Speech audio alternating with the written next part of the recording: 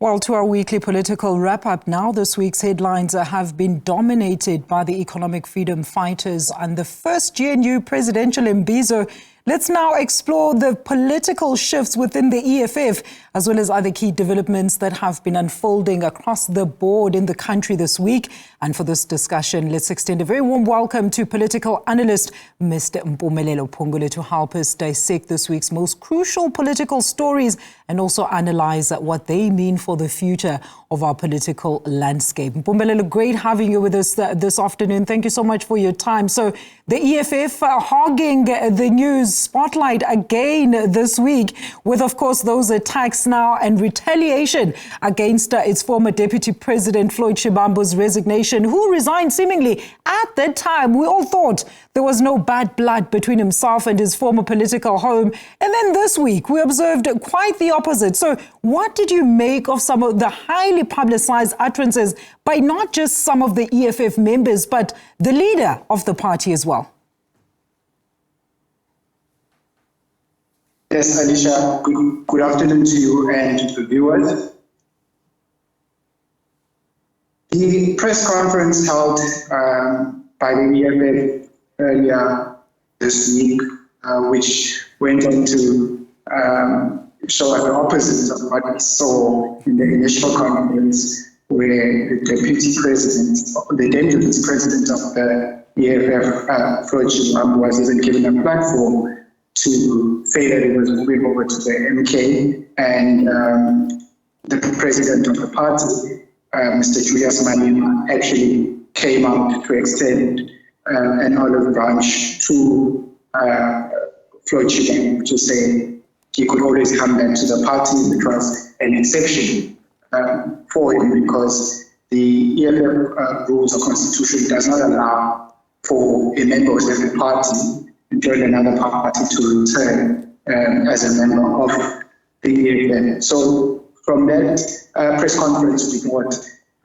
well, a lot of people, certain segments of society, felt that perhaps this was a move to test the grounds and see if there would be a potential coming together of the EFF and the MK in the coming elections, how it would work by quote-unquote deploying Floyd to the MK party.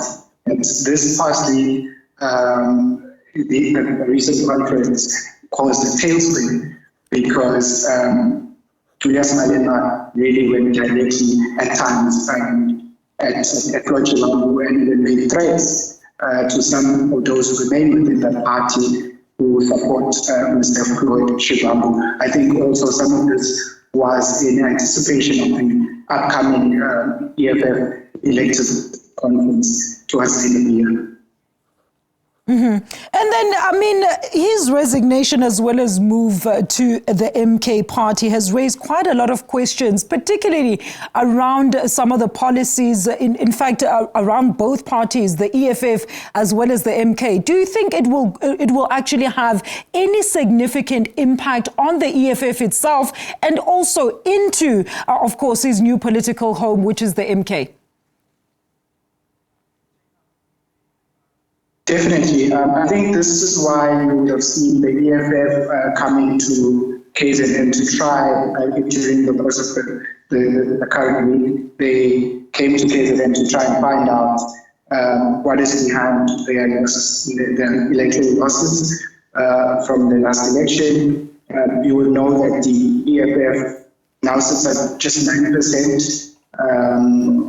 The national electoral support and has just run in KZN, because contrary to what was the case in the previous election. So you would know that also with questions to Julius Malema, president of the EFF, about what accounts for the loss of electoral support, a lot of questions arose around the EFF stance on borders in South Africa and issues of immigration, but he directed the response to say that that had nothing to do with the loss of electoral support, but very much to do with the MK party and with especially its gains in KwaZulu-Natal. Malema claimed that the MK party stole a lot into the electoral base in the province, which also affected their results nationally. Also, Alicia, Kochiwabu, as the former deputy president of the EFF, is not just an ordinary ex-member of the EFF. He is a founding member. He still, even after leaving the EFF, enjoys a significant amount of support within the EFF, and without a doubt, I'm sure that it still has people who are going to join him and cross over to the MK party. It was, I think, what Julius Malema was anticipating when he actually went on a quote-unquote attack Floyd Shivambu and those who may remain loyal to him in the So certainly, this is a gain for the MK party in terms of electoral support, also given Mr. Floyd Shivambu's skills. He's very experienced on legislative processes in Parliament, and it's also very astute when it comes to political organization. So the MK really needs that right now, because it's a party that's new, that's trying to build its ground structures. Mm-hmm. And that's exactly what I was going to say there, Mpumelelo, that, I mean, we understand that the EFF was, of course, this weekend engaging and listening to their branches. But I was going to say it's been almost 3 months since the elections, of course, have been held. And was there any benefit to this exercise? But maybe while you address that as well. So I want to understand, what do you make then of the announcement of the new leadership structures pertaining to the EFF in the cases of course, Sinao Tambo, who's now recalled and back in Parliament, as well as the elevation of Mr. Marshall Dlamini before the elective conference actually takes place for the EFF, and the announcement by Julius Malema to consolidate some of those structures and actually retain them into his office? I think Julius Malema might have shot himself on the foot, because when you think of former EFF leaders like Mandisa Mashego and KZN, you think of Vusi Khoza, all of those guys, and even others in the lead up to last year's EFF celebrations of their 10th anniversary, a lot of people complained about democratic processes within the EFF and the leadership style that is associated to Mr. Julius Malema, more autocratic, they claim. So him now centering more power under his office seems to then give credence to these allegations of him being a Mugabe-like figure within the EFF, and not wanting to allow genuine democratic processes to be the way of doing things within EFF.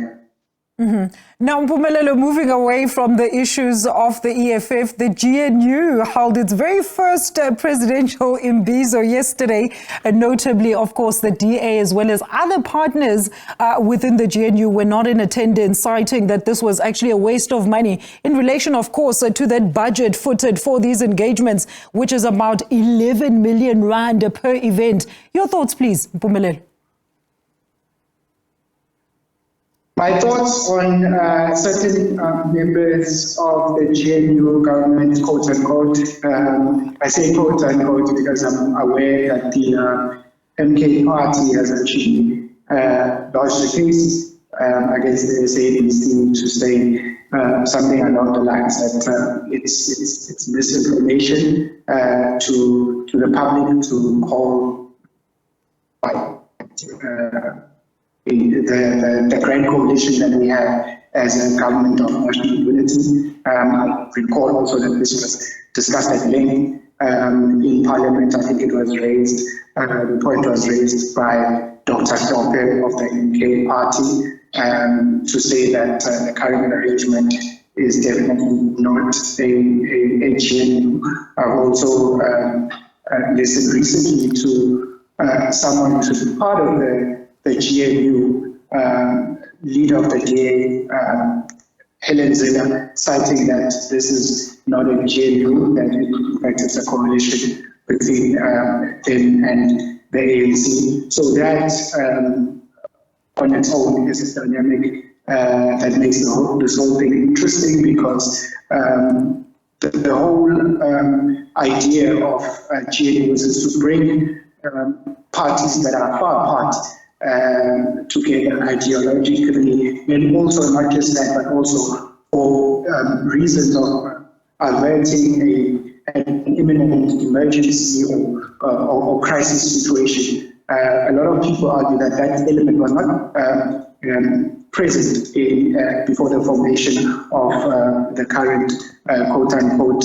GNU. We know that if we take it back to our own example of the GNU in 1994, the ANC had actually won the election outright, did not need to bring in other parties into government, but it did so to extend the branch, given that we were coming from the apartheid era, white minority rule, where blacks were marginalized and now moving to the current dispensation of democracy. And so there were insecurities, especially amongst white sections of the community. They felt that the black majority might do what the white minority did to them. So if there was a need there to bring